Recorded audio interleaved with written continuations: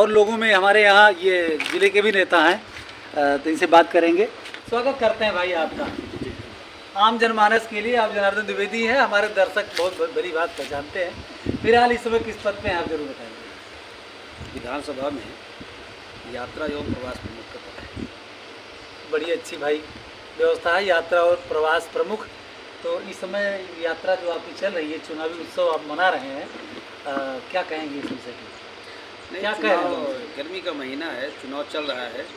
दोपहरी में लोग थोड़ा सा आराम करते हैं कहीं बैठ करके, और उसी बीच हम सब आपस में चर्चा कर लेते हैं कि क्या कैसे कहाँ क्या से। महाराज जी आपने कहा आराम करते हैं और आम भक्त कहते हैं कि राम काज केने बिने। नहीं, वो सही है, उस आराम की मैं बात नहीं कह रहा हूँ, शारीरिक आराम की बात कर रहा हूँ कि शारीरिक आराम हम लोग थोड़ा सा करते हैं दोपहरी के समय में। वो आराम का समय भी हम लोग यूज करते हैं, जिसे आपस में चर्चा कर लेते हैं भाई कौन कहाँ। चलिए यहाँ पर सफाई देंगे कि हम भी यहाँ पहुँच गए थे, आप लोग एक एक करके रोका हमने कि हम बात करेंगे। तमाम ढेर सारे सवालात थे, अभी हम कल गए थे, बहुत थोड़े में आपसे हम बात करेंगे। कल मैं निषाद के मोहल्ले में, गाँव में, बस्ती में गया था।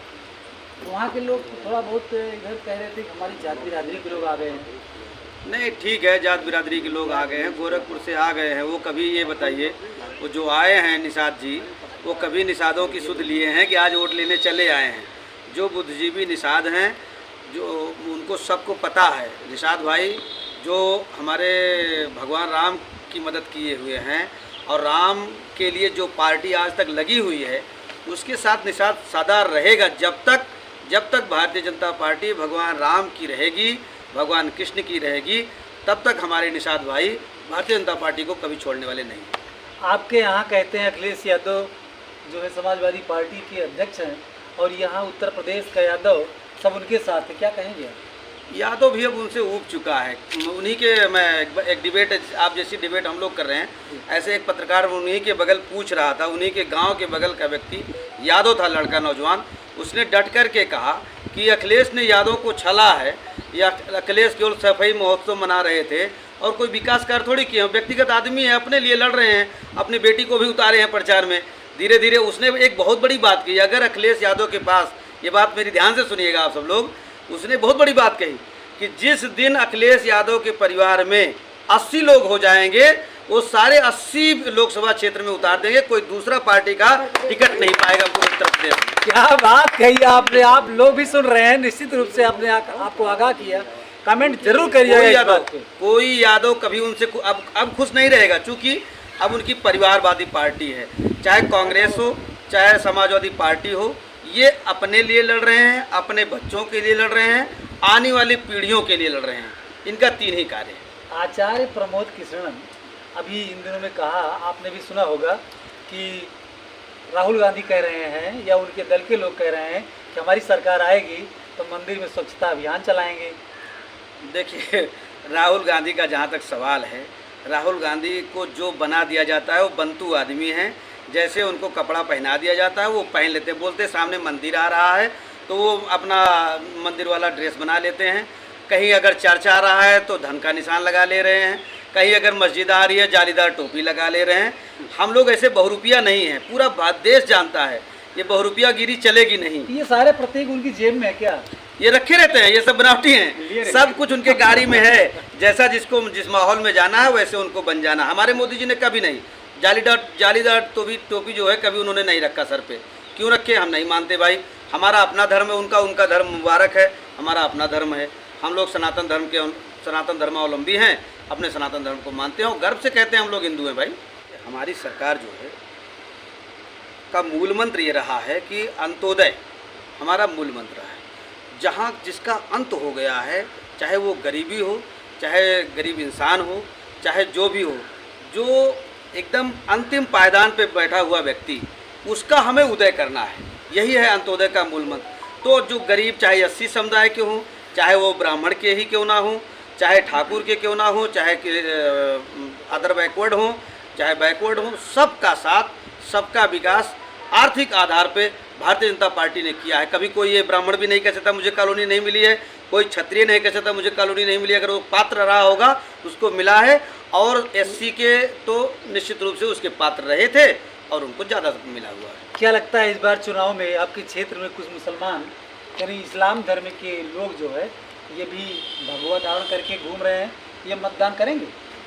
बिल्कुल, धीरे धीरे अब बदलाव आ रहा है कि हिंदुस्तान को हिंदुस्तान कहने की अब जो है उन मुसलमानों में भी थोड़ा सा मतलब मोदी जी को देखते हुए कि चूँकि हम लोग यहीं के हैं, कोई बाहरी मुसलमान बने हुए यहाँ के हैं। सारे मुसलमान, मैं तो हमेशा कहा करता हूँ कि जो भारत भूमि पे जन्मा है वो सबसे पहले हिंदू है, तो सनातनी है। सब लोग जो है धीरे धीरे आएंगे, सब हो जाएगा। अब की आ जाएंगे क्या? अब की आ जाएंगे, जो बचे रहेंगे और अगली बार आ जाएंगे, धीरे धीरे सब हो जाएगा सही। आपकी लोकसभा में खास तौर से जब विधानसभा इसौली में हम चर्चा करते हैं तो यहाँ के मतदाता कहते हैं कि इसौली में कोई विकास माता जी ने किया नहीं, पूरब में किया है, जाके वहीं वोट ले लें। देखिए, सांसद का काम नाली और सड़क, नाली और खड़ंजा बनवाना नहीं है। सांसद का जो काम है वो तुलना कर ले। पहले जिनको जानकारी नहीं है वही लोग ऐसी बात करते हैं, जिनको जानकारी है वो जा करके किसी और जगह तुलना कर लें। पूरे प्रदेश का मैं दावा करता हूँ, मोदी जी को और की बात नहीं करता हूँ, बाकी जितने सांसद हैं जा करके तुलना कर दें। अगर मेनका गांधी उससे प्लस में नहीं बैठेंगी तो मैं राजनीति छोड़ दूंगा। अब की बार कितनी सीट आएगी? अब की बार हाँ, कहाँ पे? अब की बार 400 पार। अब ये तो हमारा स्लोगन चल ही रहा है, हम लोग मेहनत इसीलिए कर रहे हैं। अब की बार 400 पार। और हमारा एक आपको आपके चैनल के माध्यम से एक उद्देश्य बताना चाहता हूँ। 400 पार का उद्देश्य लेकर के हम लोग क्यों चल रहे हैं? देखिए, बहुत सारी ऐसी बातें हैं जो हम अभी तक नहीं कर पाए 10 सालों में। कुछ चीज़ें हैं जो राष्ट्रीय मुद्दे हैं, जैसे कि मेरा एक अपना सपना है कि शायद वो पूरा होगा। कैलाश को मुक्त कराना है, कैलाश को मुक्त कराना है, कश्मीर में कुंभ लगाना है और गंगा यमुना सरस्वती नदियों को राष्ट्रीय धरोहर बनाना है। राष्ट्रभाषा जो हमारी हिंदी होगी, हमारा जो रामचरितमानस है वो राष्ट्रीय ग्रंथ होगा। ये हमारी कल्पनाएं हैं और मुझे लगता है पीओके हमारा होगा और हम लोग 400 पार जब करेंगे तभी हमारा ये सब संभव होगा। भारत माता की जय! भारत माता की जय! आप कह रहे हैं घर घर जा करके मोदी जी को ही वोट दीजिए, मेनका जी को ही वोट दीजिए, कमल का निशान ही जिताइए। लेकिन अब आप ये दर्शक अब आपके देख रहे हैं, सुन रहे हैं और इंटरनेशनल स्तर पे आपको देख रहे हैं, क्यों देंगे वोट उनको? यही सब बताइए। देखिए, विकास, सेवा, सुरक्षा और स्वास्थ्य, इन विषयों को देखते हुए जब इसको कड़े पैमाने पर जनता ने तौला तो पिछले 70 सालों से लेकर के जो विकास हुआ था वो तौल दिया गया, तो 10 सालों में भी वो हल्का दिख रहा है। जो 10 सालों में होगा, चाहे जैसे सड़कों का आप ले लीजिए, सड़क पिछले 10 सालों में जो बनी है, मैं तो चैनल के माध्यम से माननीय नितिन गडकरी जी को धन्यवाद देना चाहता हूं कि मुझे इस विभाग के सबसे आज तक के सबसे अच्छे नेता मिले कि जिन्होंने जो भी जहां से चाहे जिस जनपद से व्यक्ति गया होगा, मुझे सड़कें चाहिए, चाहे जो मंत्री उनसे सड़क अपनी मांगा होगा, उन्होंने सिर्फ कहा कि आप बताइए कितना करोड़ लगता है, हम धन देने के लिए तैयार हैं। धन की कोई कमी ही नहीं है, कभी उन्होंने कहा ही नहीं कि धन की कमी है, इसके कारण से सड़क नहीं बन पा रही है। सड़कें बहुत हुई, विकास हुआ आप कह रहे हैं जी। लेकिन यहाँ पे कभी जब बीच में आप जाते होंगे आपको भी मिलता होगा नौजवान, वो बेरोजगारी की बात करता है, नौकरी नहीं मिलती इसकी भी बात करता है, उनको आप कैसे समझाते हैं? देखिए, बेरोजगारी का जो जहाँ तक सवाल है, मोदी जी ने जो कहा था कि हम रोजगार देंगे, तो रोजगार उन्होंने दिया, लेकिन रोजगार के साथ साथ उन्होंने एक बात और जोड़ी, वो जो है स्किल डेवलपमेंट, जैसे स्वरोजगार की तरफ जो है युवाओं का ध्यान जो है ज़्यादा आकर्षित किया है। जैसे क्या है, जो हकीकत है, भारत की जनसंख्या पूरे विश्व की नंबर 1 की जनसंख्या है। अगर कोई सभी व्यक्ति अगर ये कहेगा कि मुझे नौकरी चाहिए, तो कोई भी सरकार बदल करके आप सब लोग देख लीजिए, कोई सरकार कभी सबको नौकरी नहीं दे सकती है।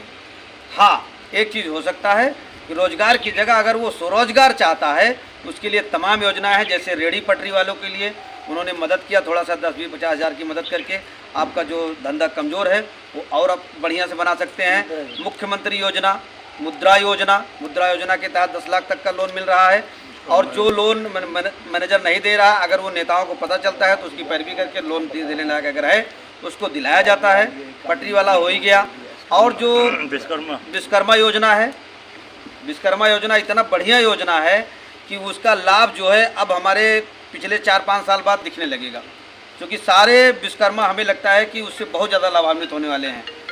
माटी कला योजना थी, माटी कला जो चाक वाक, पहले के ज़माने में लोग चाक बनाते थे और मिट्टी का, चूँकि अब तो धीरे धीरे चाय में भी जब से चुस्कियाँ लेने लगे इस कुल्हड़ में, लोग धीरे धीरे प्लास्टिक की तरफ बंद कर रहे हैं। इससे जो हमारे तमाम बीमारियाँ फैलती थी जलाने से, तो बहुत सारा काम हुआ है। हर क्षेत्र एक ऐसी सरकार है कि जो कि कोई क्षेत्र छोड़ा ही नहीं।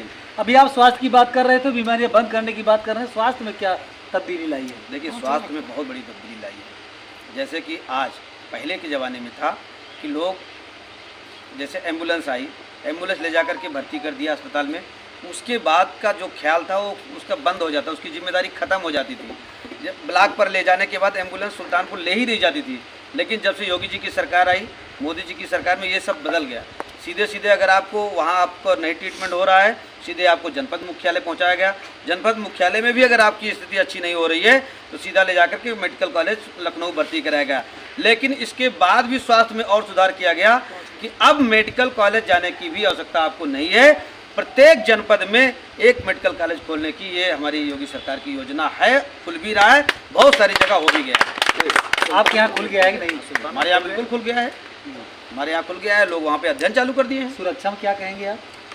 सुरक्षा में तो क्या कहना है, मोदी जी का कोई जवाब ही नहीं है। जैसे कि आदरणीय मनमोहन सिंह जी थे, क्या संबोधन करते थे, मैं अपने मुंह से क्या कहूँ, अपने ही देश की बुराई होगी। और बॉर्डर हमारा सुरक्षित नहीं था। बॉर्डर पे लोग, वही पुलिस है, वही हमारी सेना है, सब कुछ वही है, लेकिन नेता बदल गया।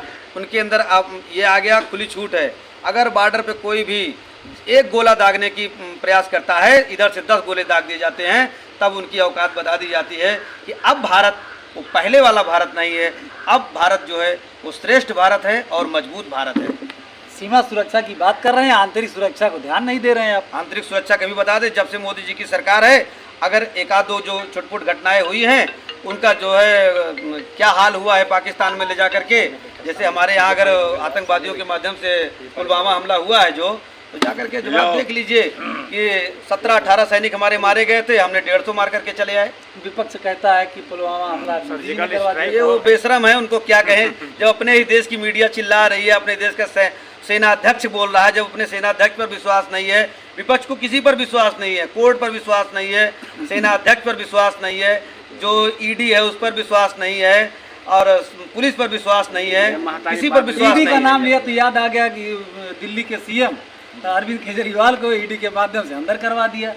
केजरीवाल जैसे क्या, केजरीवाल जैसे भैया बोल रहे हैं कि शराब घोटाला ही नहीं, केजरीवाल के ऊपर अभी जो पोल खुलेगी तो ऐसा कोई विभाग नहीं होगा जो केजरीवाल घोटाले में फंसेंगे नहीं। केजरीवाल बहुत बुरे फंस चुके हैं। जनता को गुमराह करके, भोली वाली जनता को गुमराह एक आध दो बार किया जा सकता है, वो कर चुके हैं। अब उनका आगे पीढ़ी सब खत्म होने वाली है। विपक्ष आपका कहता है कि लोगों को दिखाने के लिए उनकी बेल करवा दी है। ये लोगों को दिखाने के लिए भाजपा की बस में बेल थोड़ी है, बेल तो कोर्ट देती है। जो नियम है, रूल रेगुलेशन के तहत वो बेल पर है, उसके बाद फिर जेल में चले जाएंगे। ये कहते हैं जब कोर्ट ही सब कुछ करती है तो क्यों चिल्लाते हैं राम मंदिर बनवा दिया? हाँ, बस सही है। राम मंदिर में भाई देखिए, सरकार का अपना पक्ष रखना था।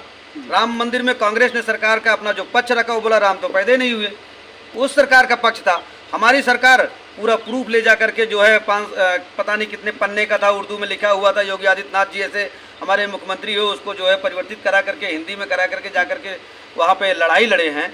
और उसके बाद सरकार अगर किसी चीज़ पे कटिबद्ध नहीं है, जैसे राम सेतु भी तोड़ना चाहते थे, अब सरकार को अपना पक्ष रखना था, सरकार ने पक्ष रख दिया। राम सेतु कोई आवश्यकता नहीं है, कांग्रेस सरकार ने बोल दिया था। लेकिन हमारी सरकार जो है, जो राष्ट्रीय धरोहर है, जो हमारी पहचान है, सनातन धर्म की पहचान है, उसको कोई आँच नहीं